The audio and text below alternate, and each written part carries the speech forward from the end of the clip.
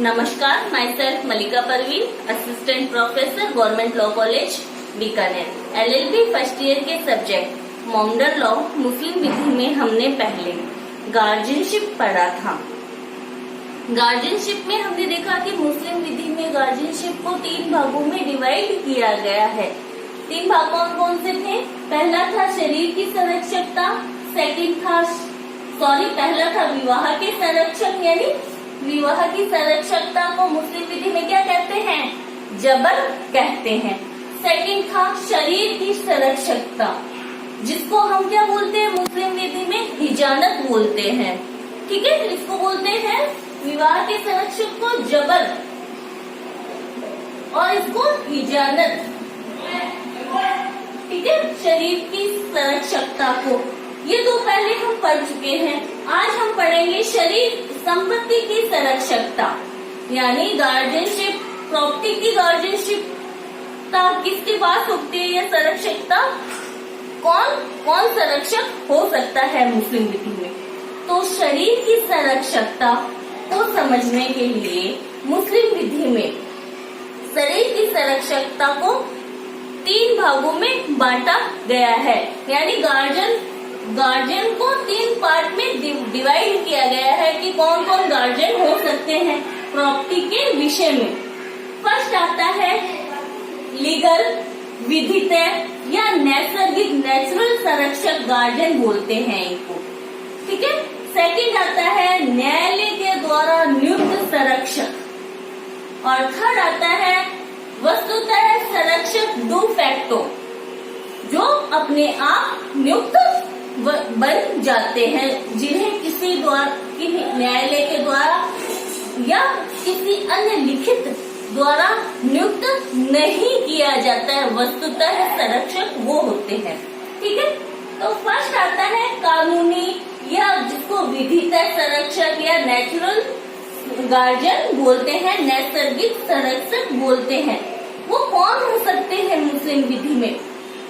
तो मुस्लिम विधि में नैसर्गिक संरक्षक पिता हो सकता है, फादर हो सकता है, या फर्स्ट फादर, सेकंड। अगर पिता नहीं है तो पिता की वसीयतनामे द्वारा यानी विल के द्वारा अगर कोई एग्जीक्यूटर नियुक्त किया हुआ है तो वो नैसर्गिक संरक्षक हो सकता है। अगर दादा है, पितामह है तो वो भी नैसर्गिक संरक्षक हो सकता है। और अगर पितामह यानी दादा ने अपनी विल के द्वारा यानी अपनी वसीयतनामे के द्वारा कोई एग्जीक्यूटर या निष्पादक नियुक्त किया है तो वह भी नैसर्गिक संरक्षक हो सकता है। तो यानी नैसर्गिक संरक्षक कौन कौन हो सकता है? या तो पिता हो सकता है, या पिता की विल द्वारा नियुक्त निष्पादक यानी एग्जीक्यूटर हो सकता है, या दादा हो सकता है, या दादा की विल द्वारा नियुक्त किया गया एग्जीक्यूटर नैसर्गिक संरक्षक हो सकता है। यानी इन 4 के अलावा मुस्लिम विधि में नैसर्गिक संरक्षक कोई नहीं हो सकता है।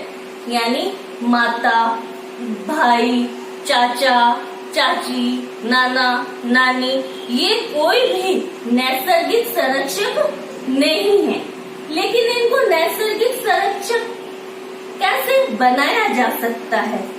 तो केस लो है गुरु बख्श सिंह वर्सेस बेगम राफिया में बताया गया, केस लो में बताया गया कि चाचा, माता, चाचा ये नैसर्गिक संरक्षक, विधित संरक्षक नहीं है।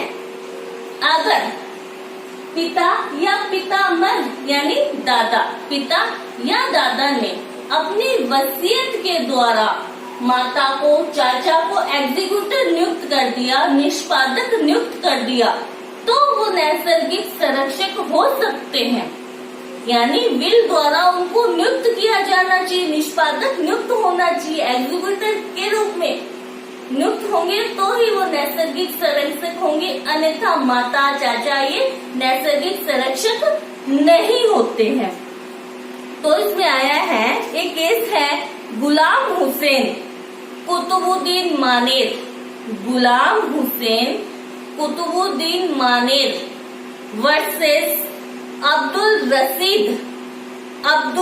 रज़ाक मानेर। अब्दुल रज़ाक मानेर। इस केस लॉ में कहा गया, सुप्रीम कोर्ट का ये केस है, तो सुप्रीम कोर्ट ने कहा कि अगर किसी अवयस्क माइनर बच्चे का पिता जीवित है तो उस अवयस्क या उस माइनर बच्चे की माता उस अवयस्क की ओर से कोई हिबा यानी गिफ्ट एक्सेप्ट नहीं कर सकती, दान एक्सेप्ट नहीं कर सकती। क्यों नहीं कर सकती? क्योंकि वो उसका नैसर्गिक संरक्षक नहीं है, बल्कि क्या है, वो उसकी नैसर्गिक संरक्षक नहीं होने के कारण वो उस दान को एक्सेप्ट नहीं कर सकती। और अगर उसके द्वारा ऐसा कोई दान एक्सेप्ट कर लिया जाता है तो वो कॉन्टैक्ट शून्य होता है, वॉइड होता है। ठीक है, अब आता है कि ये जो नैसर्गिक संरक्षक है या विधिवत जो संरक्षक है, इनकी पावर क्या है? वो अवयस्क यानी माइनर की संपत्ति की देखभाल कैसे करेंगे? देखभाल करने में उनको क्या पावर प्राप्त है? तो पहले आता है इमूवेबल प्रॉपर्टी, अचल संपत्ति के संबंध में नैसर्गिक संरक्षक की क्या पावर है, यानी इमूवेबल प्रॉपर्टी के बारे में नेचुरल जो गार्जियन है उनकी क्या पावर दी गई है। तो इमूवेबल प्रॉपर्टी के बारे में नैसर्गिक संरक्षक यानी पिता की विल द्वारा नियुक्त एग्जीक्यूटर, दादा या दादा की विल द्वारा नियुक्त एग्जीक्यूटर, वो उस अचल संपत्ति के को ना तो गिफ्ट कर सकते हैं, ना बंधक दे सकते हैं, मॉर्गेज भी नहीं कर सकते, सेल भी नहीं कर सकते। यानी वो उस अचल संपत्ति जो उस माइनर की है उस प्रॉपर्टी को आगे ट्रांसफर नहीं कर सकते, बंधक नहीं रख सकते, न ही सेल कर सकते हैं। लेकिन कब कर सकते हैं? दो कंडीशन है। जब अचल संपत्ति को गार्जियन उसका ट्रांसफर कर सकता है। फर्स्ट आती है कि अंतरण करना सर्वथा आवश्यक हो गया, यानी ऐसे अंतरण नहीं किया जाए तो अवयस्क का नुकसान हो जाए, यानी कंपल्सरी हो गया उसका अंतरण करना। सेकंड आता है कि अंतरण स्पष्ट रूप से अवयस्क के या माइनर के लाभ के लिए होना चाहिए, उसकी प्रॉफिट के लिए किया जाना चाहिए। ठीक है, अब जो संरक्षक है वो किन किन कंडीशन में अंतरण कर सकता है? फर्स्ट, यानी अवयस्क माइनर के पास में कोई ऐसी संपत्ति आई है, यानी किसी मृत व्यक्ति की संपत्ति आई है और उस संपत्ति पे क्या है? ऋण है, पहले से ही उस संपत्ति पे कोई भार है, तो उस संपत्ति को बेचे बिना वो चुकाया नहीं जा सकता, तो वहाँ पर गार्जियन उस संपत्ति को बेच सकता है। या अवयस्क के भरण पोषण के लिए, उसके जीवन निर्वाह के लिए, या संपत्ति ऐसी है जो नष्ट होने वाली है, क्षयशील है, जो प्रकृति कुछ समय के लिए अगर रखी जाती है वो संपत्ति का मूल्य कम हो जाएगा या वो नष्ट हो जाएगी। तो यहाँ पर अवयस्क के लाभ के लिए उस संपत्ति को अंतरण किया जा सकता है। ये था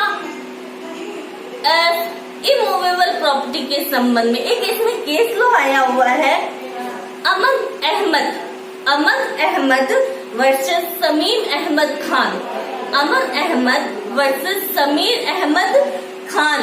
तो इसमें बताया गया है, इस केस लॉ में सुप्रीम कोर्ट ने कहा कि मुस्लिम विधि में जॉइंट प्रॉपर्टी नहीं होती है। अगर कोई व्यक्ति की मृत्यु हो जाती है, डेथ हो जाती है, तो उसकी प्रॉपर्टी तुरंत उसके सक्सेशन यानी उसके उत्तराधिकारी जो भी जीवित है उनको डिलीवर हो जाएगी, चाहे वो मेजर हो चाहे वो माइनर हो। जितना हिस्सा उनका है वो उसको ट्रांसफर हो जाएगा।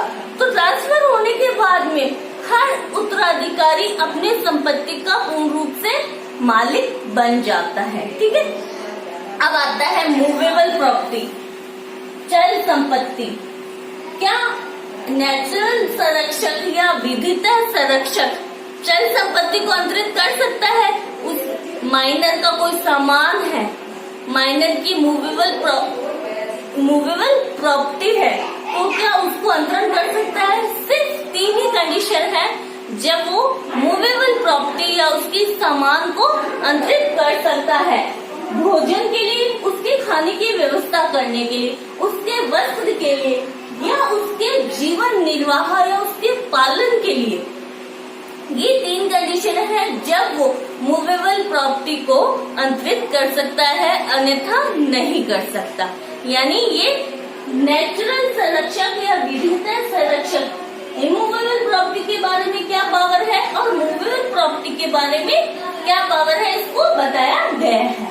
सेकंड आते हैं, कौन से संरक्षक आते हैं सेकंड? न्यायालय द्वारा नियुक्त संरक्षक।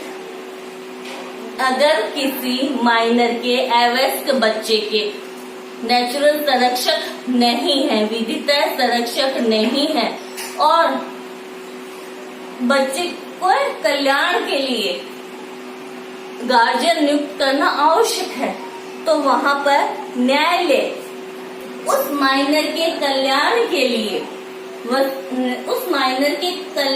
लिए संरक्षक नियुक्त कर सकता है, गार्जियन नियुक्त कर सकता है। ऐसे संरक्षक को प्रमाणिक गार्जियन भी संरक्षक भी कहते हैं।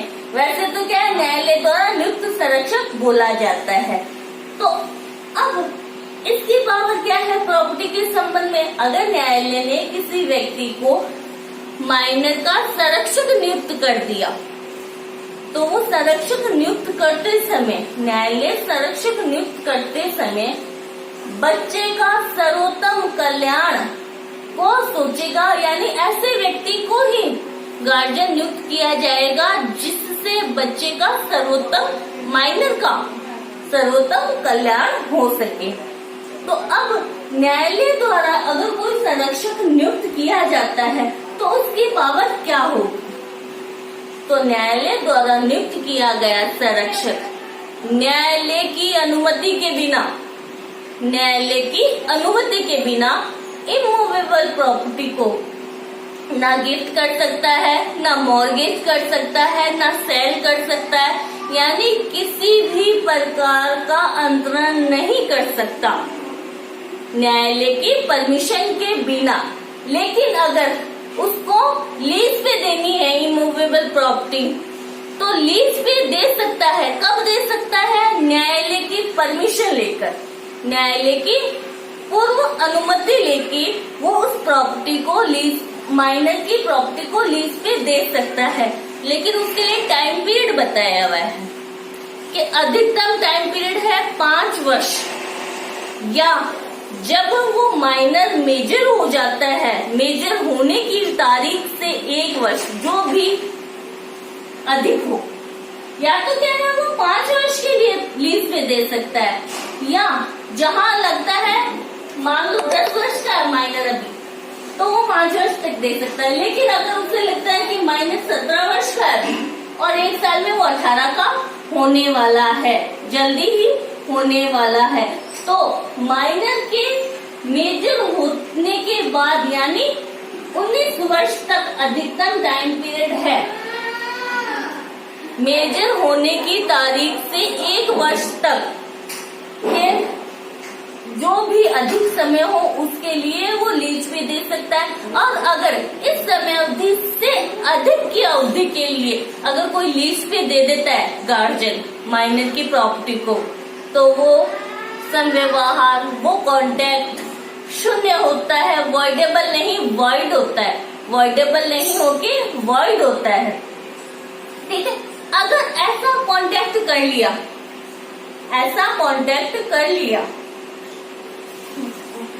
न्यायालय के द्वारा, वस्तुतः संरक्षक ने 6 साल या 7 साल के लिए लीज में देने का कॉन्ट्रैक्ट कर लिया और बाद में माइनर का रेटिफिकेशन यानी इसका अनुसमर्थन प्राप्त कर लेता है तो क्या वो कॉन्ट्रैक्ट वैध होगी क्या? ऐसा रेटिफिकेशन प्राप्त करने का कोई इम्पोर्टेंस नहीं है, यानी वो अनुसमर्थन करें या नहीं करें, बाद में अनुसमर्थन का कोई महत्व नहीं है। नेक्स्ट आता है वस्तुतः संरक्षक, डू फैक्टो गार्जियन, यानी ऐसे संरक्षक जो ना तो नेचुरल संरक्षक है, ना तो विधिता संरक्षक है और ना ही न्यायालय के द्वारा नियुक्त किए गए संरक्षक है। ये ऐसे संरक्षक होते हैं जो अवयस्क या माइनर के देखभाल करने के लिए स्वयं ही अपने आप को लगा लेते हैं या उनके कार्य को करने लग जाते हैं। एक दो कार्य करने से डू फैक्टो गार्जियन नहीं बनते हैं। निरंतर लगातार माइनर की देखभाल करना, माइनर की देखभाल करते रहने से ही वो डू फैक्टो गार्जियन बनते हैं। तो डू फैक्टो गार्जियन में ये एक इम्पोर्टेंट बात है, और वो डू फैक्टो यानी वस्तुतः संरक्षक सिर्फ माइनर की शरीर की संरक्षकता को ध्यान में रखते हैं, उसकी देखभाल कर सकते हैं। संपत्ति के संबंध में उन्हें कोई भी पावर नहीं होती है। वो ना तो नैसर्गिक संरक्षक है, ना ही न्यायालय द्वारा नियुक्त संरक्षक है। इसलिए अगर वस्तुतः संरक्षक माइनर की प्रॉपर्टी से संबंधित कोई भी अंतरण कर देते हैं, कोई भी कॉन्टेक्ट करते हैं, तो वो कॉन्टेक्ट क्या होता है? वॉइड होता है। वॉइडेबल नहीं, वॉइड होता है, शून्य होता है। इसमें केस आता है इमाम बादी बनाम मुस्तैदी। इमाम बादी बनाम मुस्तैदी, इसमें क्या होता है? इस केस लॉ में बताया कि इसकी माता थी, माइनर की माता थी। उस माइनर की माता क्या है? ना तो वो नैसर्गिक संरक्षक थी, ना ही न्यायालय द्वारा नियुक्त संरक्षक थी, बल्कि वो वस्तुतः संरक्षक थी, डू फैक्टो संरक्षक थी। तो अगर माता के द्वारा कोई संपत्ति ट्रांसफर की जाती है या प्रॉपर्टी अंतरित कर दी जाती है, तो वो संव्यवहार, वो अंतरण, वो ट्रांसफर क्या होता है? वॉइड होता है। यानी माता को कोई अधिकार नहीं है जब तक कि विल, पिता की विल, पिता या दादा की विल द्वारा उसको एग्जीक्यूटर नियुक्त न कर दिया जाए। ठीक है, तो वस्तुतः संरक्षक कौन कौन हो जाते हैं? माँ, भाई, चाचा, मामा वगैरह हो सकते हैं। इनको सिर्फ क्या है? अवयस्क शरीर की संरक्षकता प्राप्त होती है। संपत्ति की संरक्षकता में वस्तुतः संरक्षक डू फैक्टो गार्जियन को कोई पावर नहीं होती है। अब आता है कि वस्तुतः संरक्षक या डू फैक्टो जो गार्जियन होता है उस पे और क्या क्या रिस्ट्रिक्शंस हैं और क्या क्या प्रतिबंध उस पे लगाए गए हैं। फर्स्ट, वो संपत्ति से संबंधित कोई संव्यवहार नहीं कर सकता। अगर अवयस्क माइनर का कोई केस चल रहा है तो उस केस में वो विड्रॉ नहीं कर सकता, उसमें वो समझौता नहीं कर सकता दूसरी अपोजिट पार्टी से, या माइनर के फादर की डेथ हो जाती है और वो माइनर क्या है? एज ए पार्टनर, व्यापार में साझेदार है, पार्टनरशिप है। तो वहां पर पार्टनरशिप है तो वो ये नहीं कह सकता कि अब ये पार्टनरशिप से हट रहा है या पार्टनरशिप में इन्वॉल्व नहीं रहना चाहता, यानी वो माइनर की ओर से डू फैक्टो गार्जियन महत्वपूर्ण निर्णय नहीं ले सकता। वो सिर्फ क्या करता है? उसकी देखभाल करने वाला होता है। अब आता है कि संरक्षक को हटाया भी जा सकता है, पदच्युत भी किया जा सकता है। कौन से संरक्षक को पदच्युत किया जाएगा? ऐसे संरक्षक को जिसे न्यायालय द्वारा नियुक्त किया गया हो या किसी अन्य लिखित यानी विल द्वारा या किसी अन्य लिखित द्वारा नियुक्त किया गया कोई संरक्षक है तो उसे उसके पद से पदच्युत यानी उसको कब हटाया जा सकता है। फर्स्ट पॉइंट आता है कि वो न्यास का ट्रस्ट का बीच कर रहा है, बीच ऑफ ट्रस्ट कर रहा है, यानी न्यास का दुरुपयोग कर रहा है। सेकंड, वो अपने कर्तव्यों का पालन सही तरीके से नहीं कर रहा, या माइनर की देखभाल करने में वो उपेक्षा नेग्लिजेंसी बरत रहा, या वो जो संरक्षक है, नियुक्त है, वो क्या है, किसी अपराध के लिए सिद्ध दोष एक्विटल हो चुका है, तो वहां पर वो संरक्षक बने रहने के लायक नहीं होता, या संरक्षक दिवालिया हो गया है, या मान लो बीकानेर में माइनर रह रहा है और जो गार्जियन नियुक्त किया गया, पहले तो वो बीकानेर में रहता था, लेकिन अब बीकानेर में अगर उसका कोई निवास स्थान ही नहीं है, उसने घर अपना सेल कर दिया, उसका कोई निवास स्थान नहीं, यानी जिस स्थानीय अधिकारिता में माइनर निवास करता है, अगर उस स्थानीय अधिकारिता में गार्जियन का निवास स्थान रेजिडेंट नहीं है, तो वहां पर उस गार्जियन को पदच्युत किया जा सकता है या हटाया जा सकता है। ठीक है, तो ये था संपत्ति से संबंधित संरक्षकता में कौन हो सकते हैं, उनकी क्या पावर होती है। एक छोटा सा उत्तर आता है इसमें, सिया और सुन्नी में गार्जियनशिप में क्या अंतर है। सिया और सुन्नी में गार्जियनशिप में क्या अंतर है, तो एक क्या अंतर है, फर्स्ट तो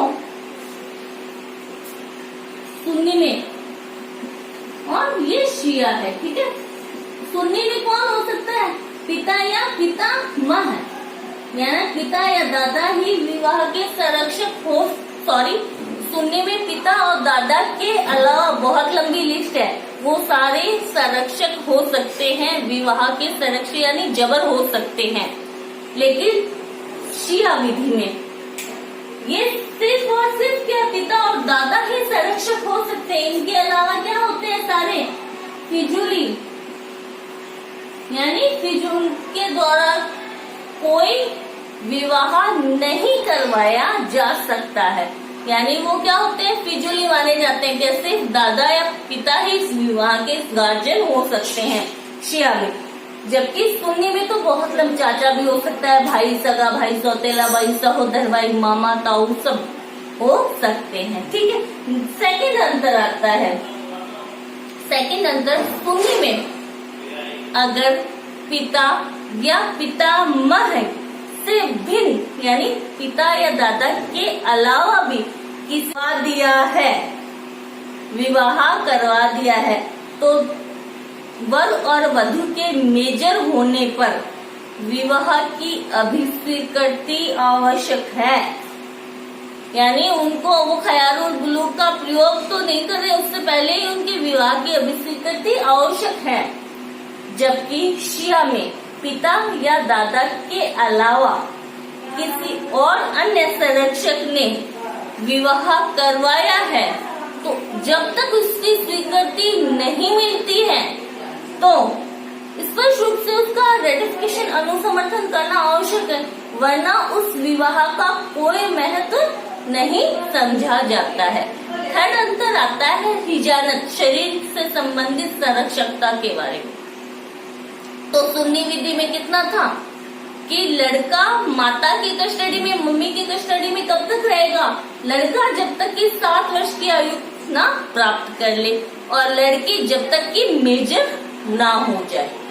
और शिया में लड़का 2 वर्ष की आयु तक और लड़की है 7 वर्ष की आयु तक अपनी माता की कस्टडी में रहेंगी। ठीक है, तो ये मेन अंतर थे शिया और सुन्नी में।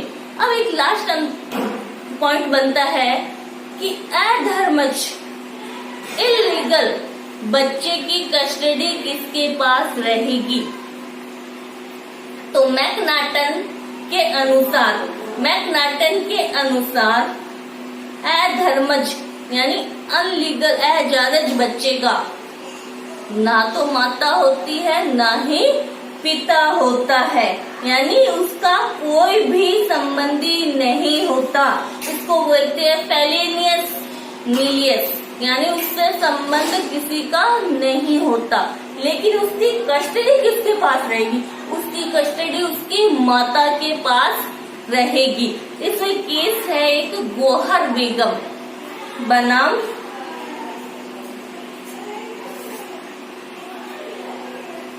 गौहर बेगम वर्सेस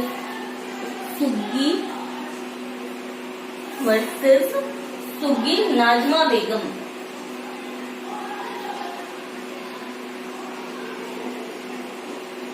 इस केस में क्या था, कोई अधर्मज बच्ची थी गौहर बेगम की, तो वो क्या है, नाच गाने वाली थी गौहर बेगम। उसने अपनी अधर्मज बच्ची को नजमा बेगम को पालन पोषण के लिए दे दिया। तो बाद में क्या है, नजमा बेगम ने कहा मैं तो अब इसको मैं ही रखूंगी, अधर्मज बच्चे का तो ना कोई पिता होता ना कोई माता होती है, तो इसको तो मैं अपने पास ही रखूंगी। तो न्यायालय ने ये फैसला किया कि अधर्मज बच्चे की कस्टडी उसकी माता के पास रहेगी, यानी गौहर बेगम के पास उस बच्चे के माइनर की कस्टडी सौंपी गई। तो ये था संरक्षकता से संबंधित प्रोविजन। आई होप समझ आया होगा। Thank you so much.